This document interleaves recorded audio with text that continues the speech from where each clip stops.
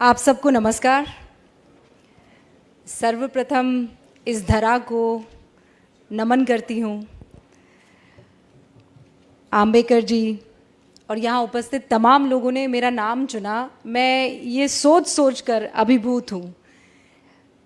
मैं किस्मत वाली हूँ कि आप लोगों के समक्ष हूँ, आप लोगों के सामने हूँ और अपने दिल की बात कह पा रही हूँ। वैसे तो बीच में वो स्क्रीन की छाया होती है, वो पर्दा होता है, आज वो पर्दा भी हट गया है, तो और ज़्यादा प्रसन्न हूँ कि आपकी आंखों में आंखें डालकर सच कह पाऊंगी।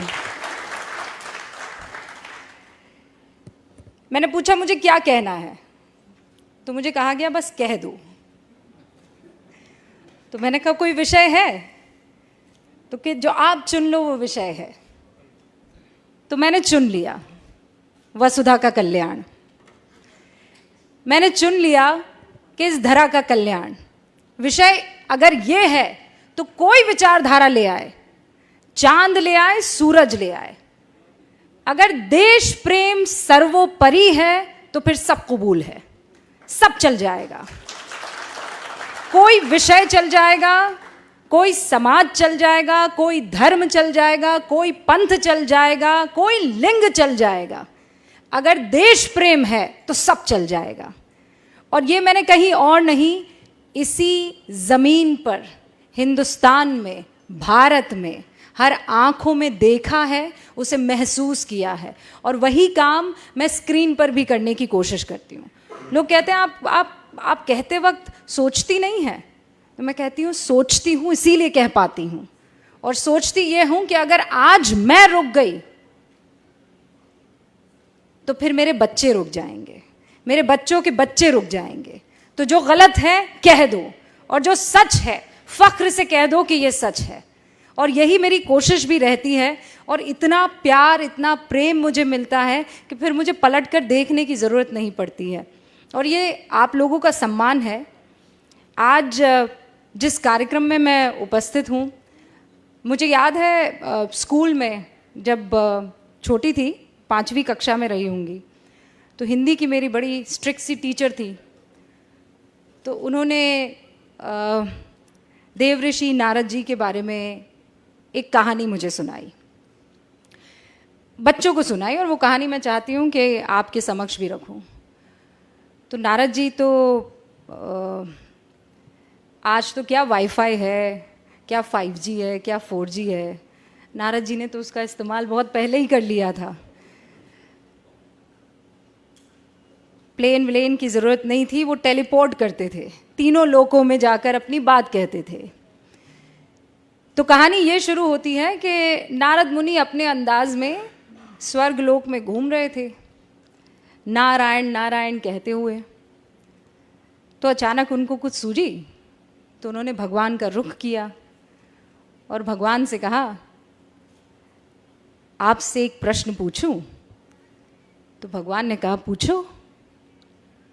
ये जानते तो थे कि नारद जी के मुंह से निकल रहा है तो पंगा तो होगा, लेकिन पूछो, उन्होंने कहा।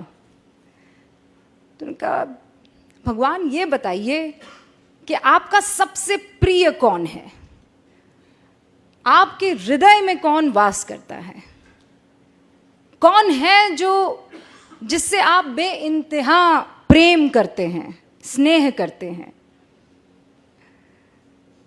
तो भगवान मुस्कुराए और उन्होंने पृथ्वी की ओर देखा, और वहाँ इंसानों का टोला था, इंसानों की बस्ती थी। कोई किसी काम में लगा हुआ था, कोई लकड़ी काट रहा था, कोई खेती कर रहा था, कोई अपने हिसाब का जो उस वक्त काम था वो कर रहा था, कोई महिला खाना बना रही थी। तो प्रभु मुस्कुराए और उन्होंने कहा कि ये मेरे दिल में वास करते हैं, इनसे मुझे बड़ा स्नेह है। तो नारद जी को बड़ा गुस्सा आया। तो उन्होंने कहा कि आप मनुष्य की बात कर रहे हैं?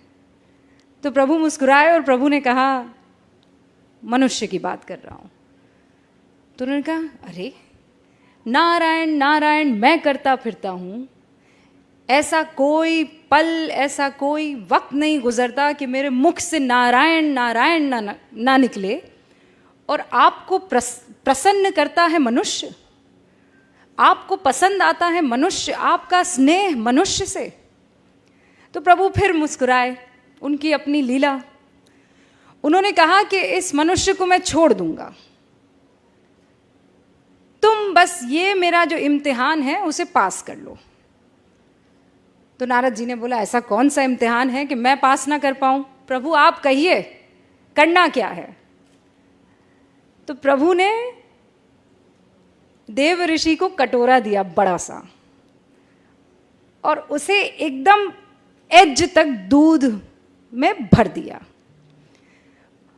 और प्रभु ने कहा कि अब इसे तुम तीनों लोकों में लेकर घूमो, पर ध्यान रहे एक बूंद दूध की नीचे ना गिरने पाए। तो देव ऋषि ने कहा कि अरे ये क्या बड़ी बात हो गई, ये तो मैं चुटकियों में कर दूंगा। तो उन्होंने कहा फिर मिलते हैं। और नारद मुनि जी कटोरा थामे, दूध से भरा लबालब, तीनों लोकों का भ्रमण करके आ गए। प्रभु के सामने पहुंचे, प्रभु मुस्कुराए, कहा लौट आए? तो नारद जी ने तानी हुई भुओं के साथ कहा, प्रभु लौट आया, एक भी बूंद ना गिरी? तो उन्होंने कहा ना, एक भी बूंद किसी लोक में ना गिरी। कहा ये तो बहुत ही गजब हो गया, इस बीच तुम मेरा नाम लेना कैसे भूल गए? तो उन्होंने माथा पकड़ा, उन्होंने कहा प्रभु ये तो बड़ी गलती हो गई, मैं सोच रहा था कि दूध ना गिरने पाए, मेरा तो सारा ध्यान दूध के कटोरे पर था, नारायण तो मुख से निकला नहीं। तो प्रभु फिर मुस्कुराए और प्रभु ने कहा इसीलिए मुझे मनुष्य पसंद है। वो जिंदगी की हर तकलीफ से जूझता रहता है, वो हर मुश्किल से हर रोज गुजरता है, उसकी जिंदगी के कटोरे में परेशानियों का दूध लबालब है, लेकिन फिर भी वो मेरा नाम लेना नहीं भूलता है।